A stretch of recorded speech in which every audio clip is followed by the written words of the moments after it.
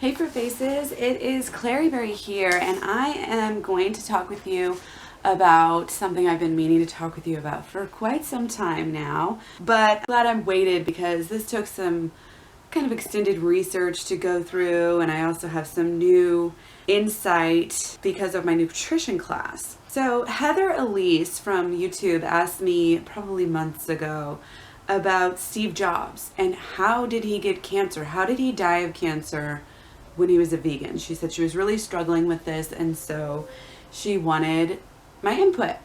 So I did some research. There's actually a really good video by Dr. McDougall. It's about 40 minutes long. That was one of the best sources that I found.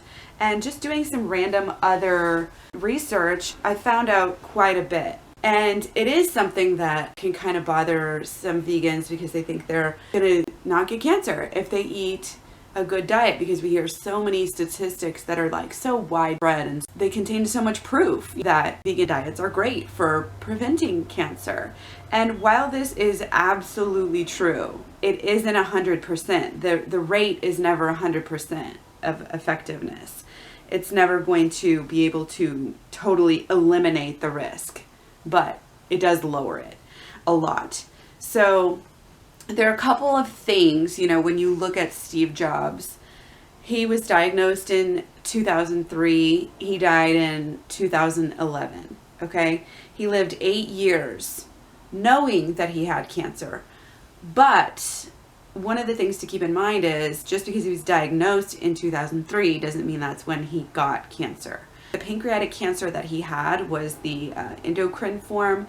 It's more of a slower and much more rare form, and it deals with your hormones. And basically, from what I've seen, once an endocrine pancreatic cancer starts to spread to neighboring organs, at that point your lifespan goes down dramatically. The overall survival rate for endocrine cancer is actually going up. However, like I said, after it spreads, it goes down to like 2 to 4 years. The 5-year survival rate, once it has started to spread to like your liver, goes between 13 and 54%. So keeping this in mind, we also know that Steve Jobs likely got his cancer initially from working with heavy metals back in the day when he was a teenager, when he was a kid, when he first started working with computers. They were not regulated.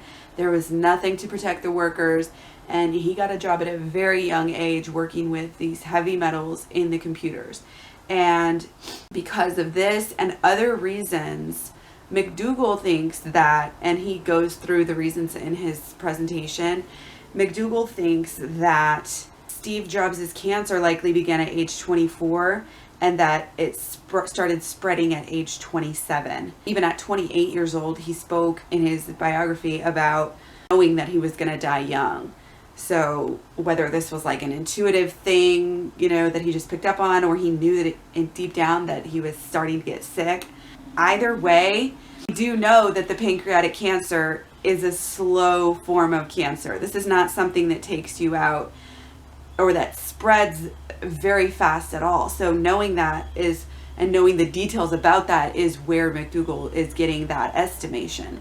And so for Steve Jobs to have lived from his mid-20s all the way, he was 48 when he was diagnosed. And not only that, but he lives another 8 years after he was diagnosed. That's huge. Like I said, 2 to 4 years after it starts spreading to your liver. And he blows that out of the water by living decades upon decades later.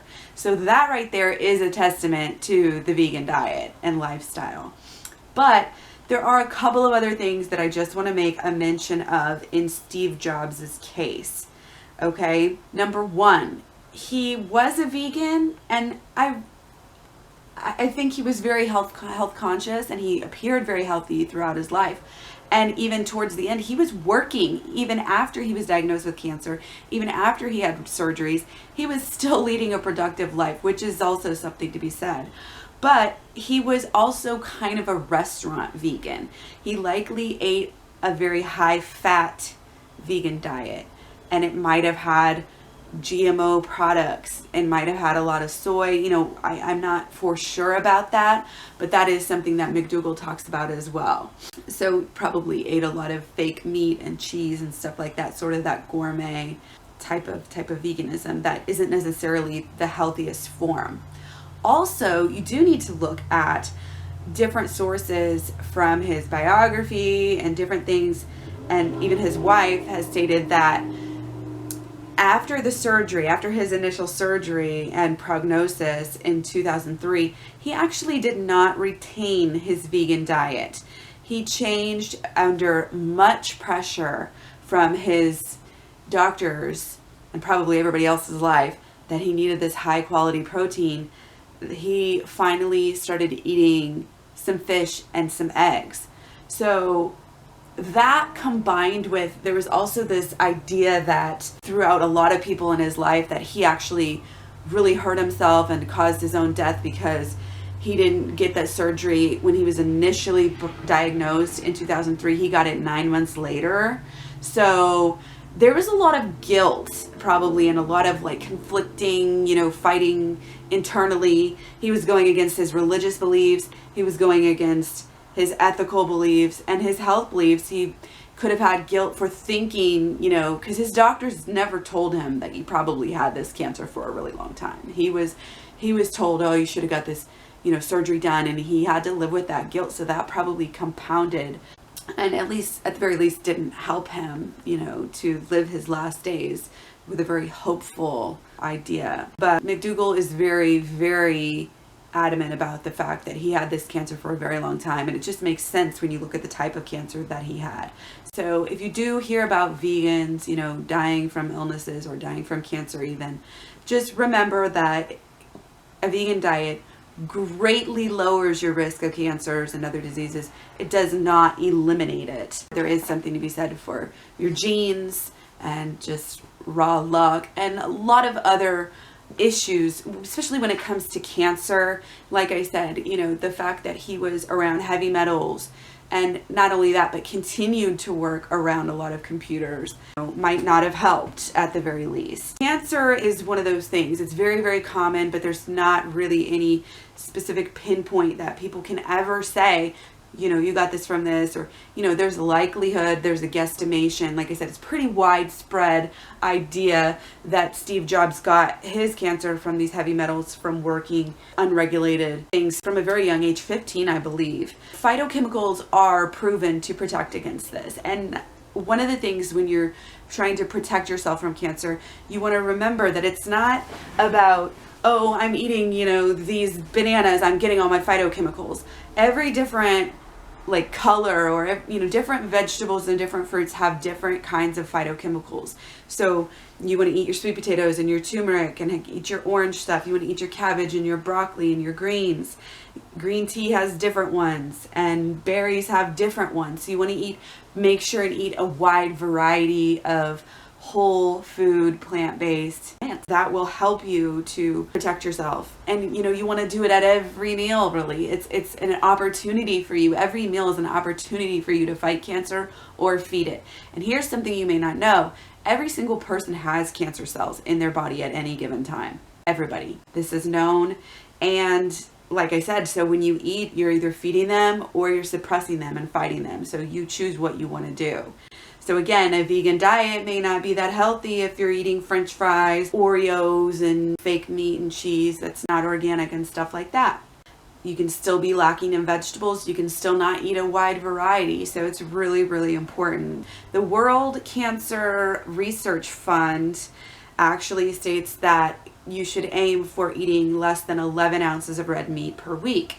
And in America, at least, people consume about 11 ounces of red meat a day on average. So definitely something to feel good about that you've cut that out of your diet. But like I said, you want to go that extra mile of eating those variety of phytochemicals, which again are not found in any plant or any animal foods. One of the things you also want to do is try to eat organic. Of course, pesticides and all of that stuff doesn't help, and GMOs are just not even proven to be safe by any way, shape, or form. But if your choice is between or non-organic produce and no produce, definitely go with the non-organic produce, because it's better to have those phytochemicals and everything with a little bit of pesticides on them than to not have those phytochemicals and every other thing else that about them that helps your body. Another thing is exercise. Of course, keeping your stress low is going to help your body in general, and I think that was something that Steve Jobs probably didn't have a lot of in his life, was really good relationships and a content happiness with a lot of rest and, relaxation. I think he had a pretty high stress life.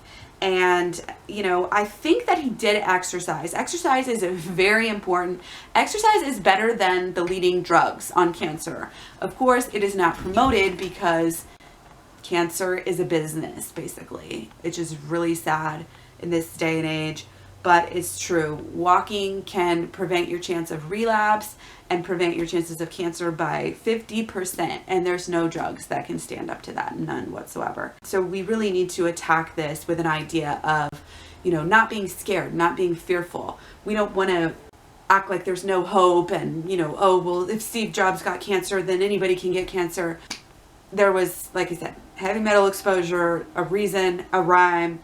And although there is this mystical element and it can, affect anybody, exercise combined with, all your different phytochemicals combined with staying away from toxins is going to help your chances so much.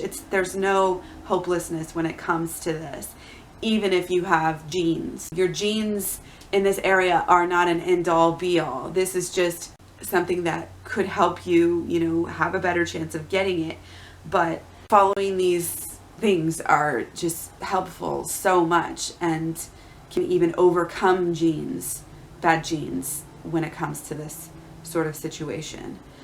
40% of cancers are totally preventable, at least by exercise and eating. One thing that you want to do is beware of refined sugars as well.